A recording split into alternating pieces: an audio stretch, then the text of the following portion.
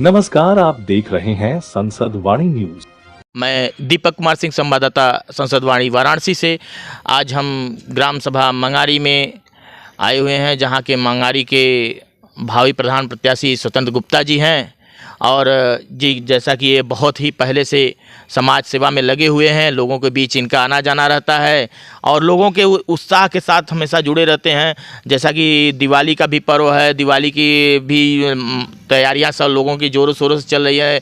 लोग दिवाली की तैयारी में लगे हुए हैं और इनसे आइए हम बातें करते हैं कि इनकी क्या सोच है, इनके साथ कितने युवा वर्ग कितनी तेज़ी के साथ जुड़ रहे हैं। आइए बात करते हैं। सबसे पहले आपका बहुत बहुत धन्यवाद और दीपावली की ढेर सारी शुभकामनाएं आपको और आपके सारे चैनल को, आपके माध्यम से पूरे ग्राम सभा मंगारी और पूरे सर्व समाज को। युवा समाज बहुत तेज़ी से जुड़ रहा है क्योंकि उन्हें विकास की जो ललक मिली है और सबसे बड़ा परिवर्तन का त्यौहार ही है ये, अंधकार से उजाले की तरफ। तो लोगों का मानना है, लोग कहीं ना कहीं उजाले के लिए अग्रसर हैं, प्रयासरत हैं। तो कहीं ना कहीं उनको मेरे अंदर वो प्रकाश दिख रहा है और मैं चाहता हूं कि प्रभु के आशीर्वाद से वो प्रकाश रहे, जिससे मैं सर्व समाज को, और मेरा जो मकसद है, मेरा जो संकल्प है कि ग्राम सभा मंगारी को विकसित मंगारी बनाया जाए, उसके लिए मैं प्रयासरत हूँ और पूरा युवा समाज मेरे साथ है।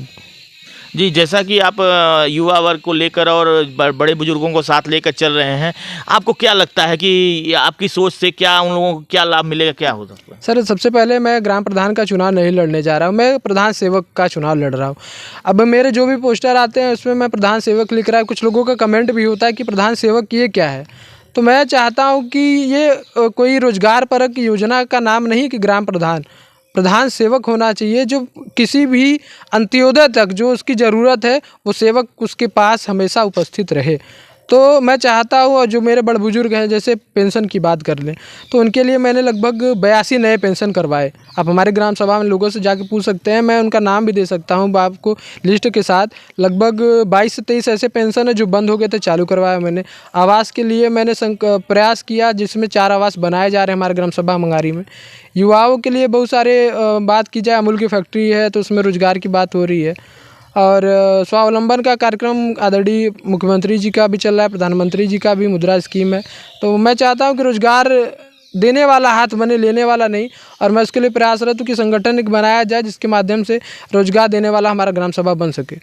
जी, जैसा कि आप इस बार प्रधान प्रत्याशी, भावी प्रधान प्रत्याशी के रूप में मंगारी ग्राम सभा से आए हुए हैं, तो क्या सोच लेकर आए हैं? क्षेत्र के बारे में क्या सोच है आपकी, क्या राय है?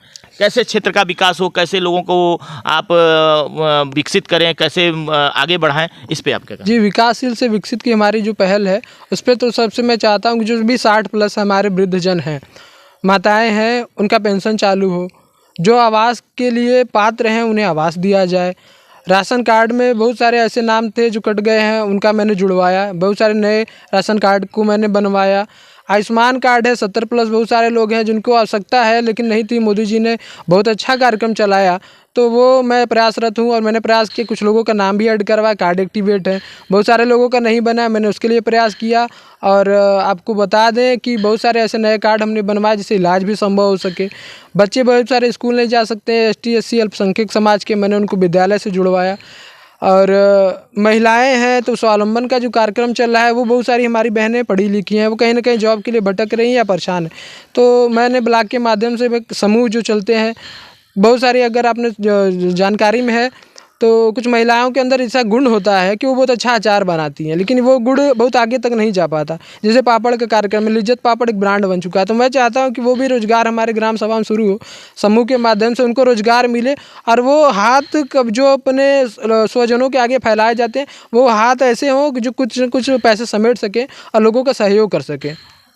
जी, जैसा कि आप बता रहे हैं कि रोजगार के बारे में चर्चाएं होती हैं, तो युवा वर्ग आपके साथ कितना तेजी के साथ जुड़ा है? आपकी कैसा वो मार्गदर्शन कर रहा है आपके साथ? सर, युवा परिवर्तन का दूसरा नाम है और परिवर्तन हर एक इंसान का, जब से हमने जन्म लिया है तो परिवर्तन एक मिसाल है, बनी है।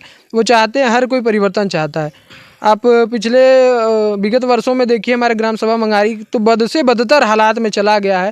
और मैं चाहता हूं कि जो युवा समाज है, जो पढ़ा लिखा समाज है, सबसे बड़ी बात है कि लोग कहते हैं कि पढ़े लिखे लोग राजनीति में नहीं आते, तो मैं इस मिथक को तोड़ना चाहता हूं। और मैं चाहता हूं कि वो सर्व समाज एकमत से एक ऐसा मतदान करे इस बार कि परिवर्तन की वो मिसाल पूरे भारत में गूंज की तरह सुनाई दे।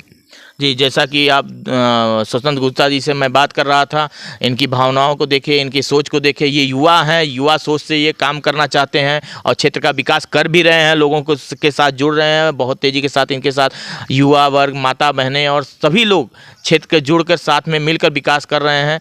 कोई भी समस्या होती है तो ये उनके दरवाजे पे जाते हैं, उनकी समस्या को अब जहाँ तक हो सकता है वहाँ तक प्रयास करते हैं कि हल हो जाए, और नहीं होता है तो आगे बात करते हैं। जैसे भी करके उनके साथ खड़े रहते हैं, सुख दुख में हमेशा ये खड़े रहते हैं। मैं इनके सोच को और बहुत ही धन्यवाद देता हूँ कि जो इसकी युवा वर्ग की ऐसी सोच है कि आगे बढ़ने का कार्यक्रम है। मैं दीपक कुमार सिंह, संवाददाता, संसदवाणी, वाराणसी।